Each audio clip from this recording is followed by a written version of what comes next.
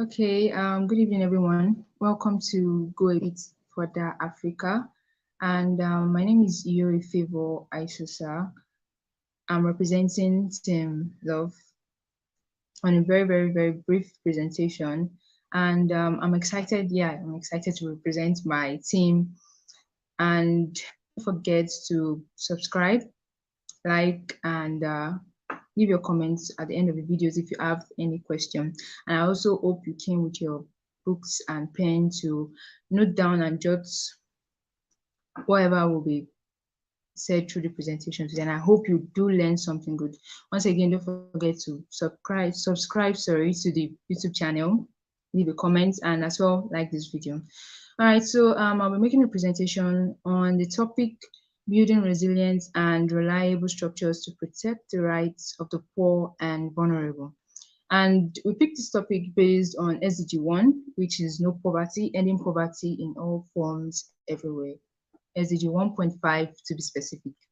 So I will just move on to defining who this poor and vulnerable population are. Like when we say the poor, protecting the rights of the poor and vulnerable, who are this group of persons that we chose to talk about today?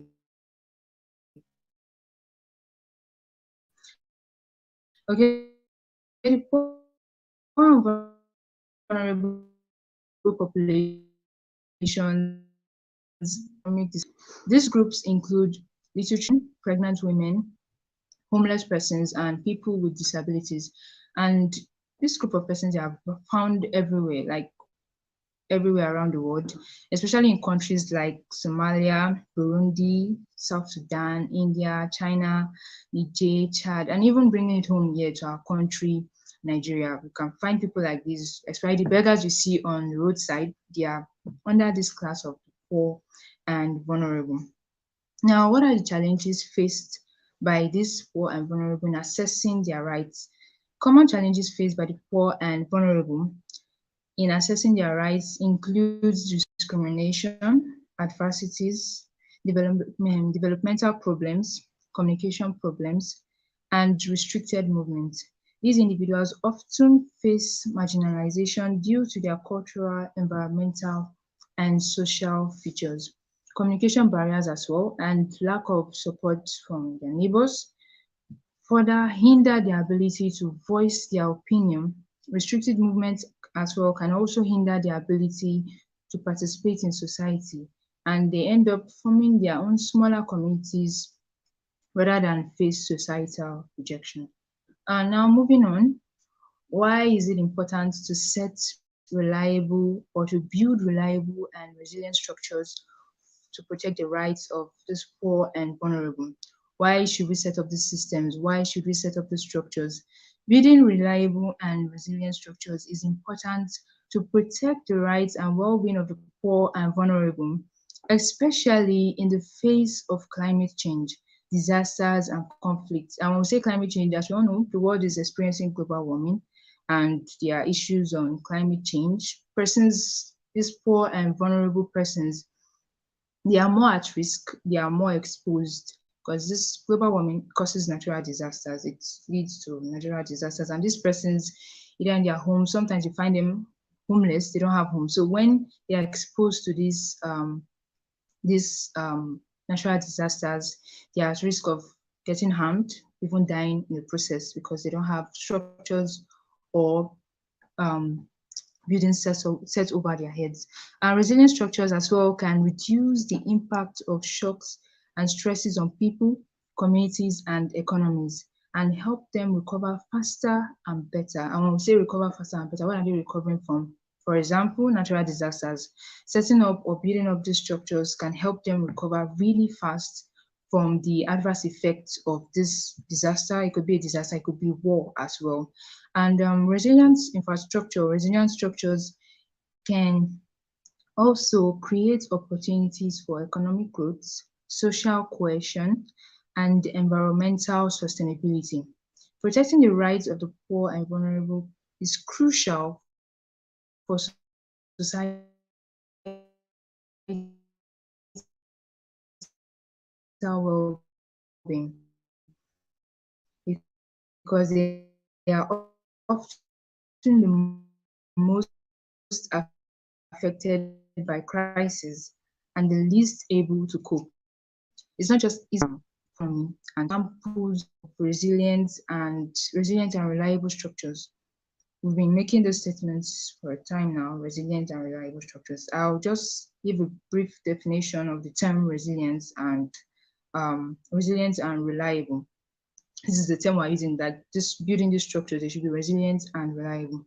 Resilience as a term refers to the ability of individuals, community, and systems to withstand, adapt, and to recover from shocks or adversities such as economic downturns, natural disasters, or health risk. Reliability, on the other hand, pertains to the consistency and dependability of social protection structures, programs in delivering support and services to those in need. That is, these poor and vulnerable masses that we are talking about. Now, what are the examples of these structures that could be set in place? What are the examples of these systems that could be set in place? We have climate resilient buildings. These are buildings that are designed and constructed to adapt to the changing climate and reduce greenhouse gas emissions. They use local and sustainable materials, incorporate natural ventilation and cooling, and have features such as solar panels and green roofs. So when constructing these structures, these are the examples of the structures that can be constructed for this set of persons. And when you're setting them up, you make use of sustainable materials that don't have they don't have an adverse effect on the environment, using solar panels instead of burning fossil fuel in your generators and all that. Using solar panels is natural, is sustainable. So it's not just you building structures or setting up buildings over them, but also using materials that are sustainable to the environment as well. Next is community spaces. These are spaces that foster social cohesion, empowerment, and participation among the poor and vulnerable. It makes them, come together to be in groups among themselves. And they can be used as these community spaces, they can be used for several various purposes, such as education and health. They can also serve as safe homes during crises and emergencies. E.g., you have your health centers. This structure, these buildings can be used if there's an emergency, or let's say, that is an example of a war broke out, and it's easy for these vulnerable and poor masses to run into those shelters and hide themselves for the time being. The next is social protection systems.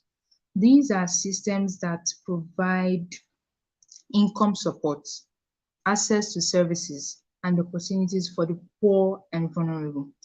They can help them cope with shocks, build resilience, and escape poverty as well. This can also promote social justice and human rights. E.g., we have cash transfers, cash for work progress. Cash for work, yeah, cash for work progress. Okay, moving on. I've explained briefly the structures that can be set up for them, or the buildings that can be set up for these poor and vulnerable masses. Now, moving on to the key principles, strategies, as well as cooperative or collaborative approaches, to building resilient and reliable structures. First, we have fairness and social justice. Irrespective of the social and economic status of these poor and vulnerable persons, equal treatment without discrimination, opportunities, resources, and services should be made available and accessible to everyone and anyone, especially these poor and vulnerable masses that we are placing emphasis on. And the second is human rights approach.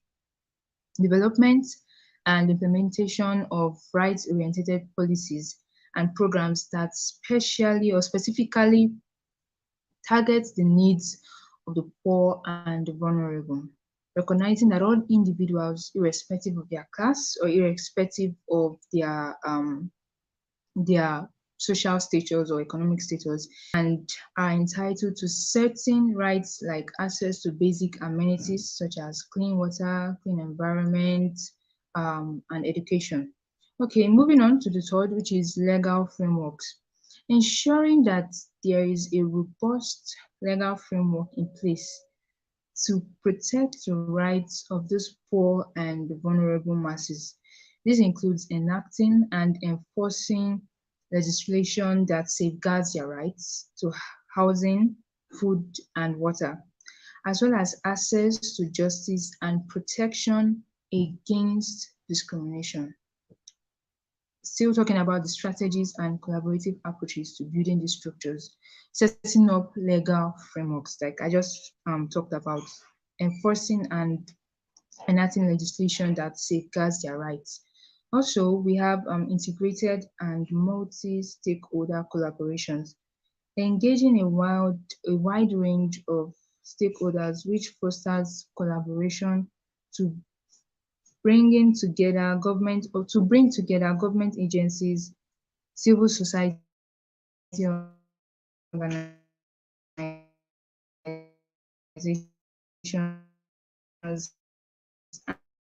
and the private sector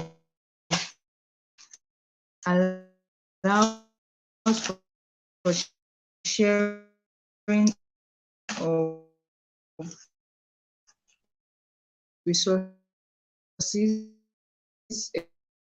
expertise, and building resilient and reliable structures.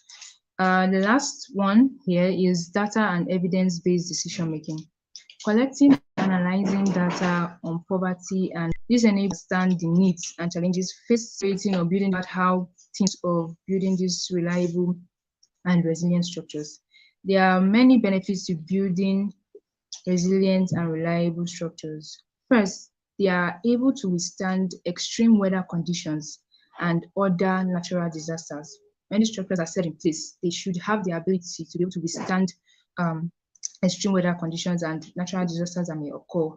Additionally, resilient structures help resilient structures, sorry, can be designed to be energy efficient. Just like I mentioned earlier, climate um, setting up buildings that are sustainable. You use sustainable materials like the solar panels and green roof to set them up. This can help to reduce the cost over the long term. It also provides a sense of security and peace of mind, knowing that the structure is built to withstand whatever comes its way. So when these persons are put in this building, they have that confidence or they have that sense of peace that yes, this place where I am now or this structure has been set up for me will be able to withstand whatever comes its way. Now, even if there are benefits, there are also barriers to building these structures or setting up the structures. One of the main barriers of building resilient and reliable structure is the cost. These types of structures require more advanced materials and engineering, which can drive up the price. Additionally, they may require more time and expertise to design and build, which can also add to the cost as well. Another barrier is the lack of awareness and understanding of the benefits of resilient and reliable structures. A barrier to setting up structures is people are not yet aware or they don't know the importance yet. They don't know the importance of setting up these structures for these vulnerable and poor masses. So it can serve as a barrier to setting these systems or setting these structures up. Another barrier is the lack of coordination between different stakeholders. For example, the government, the private sector, the local communities may have different priorities or needs when it comes to this type of structures. This can make it difficult for everyone to get together and be on the same page and also make progress. They have other priorities or other needs they need to settle. So all of them coming together and being on the same page might be difficult. As well as there are barriers, there are also ways to, overcome these barriers. I'll just be listing a few. To overcome these barriers to building resilient and reliable structures, stakeholders need to be educated. The people we are involved in, the people that are going to be involved in setting up these structures, they need to be educated. They need to be aware of the importance and the systems or what they should use when building these structures. Create a coordinated effort, conduct research. Just like I mentioned, data and evidence-based decision making. You don't just move in and just start doing whatever it is you're doing. You have to find information, find facts, make your research before you start taking steps to building these structures.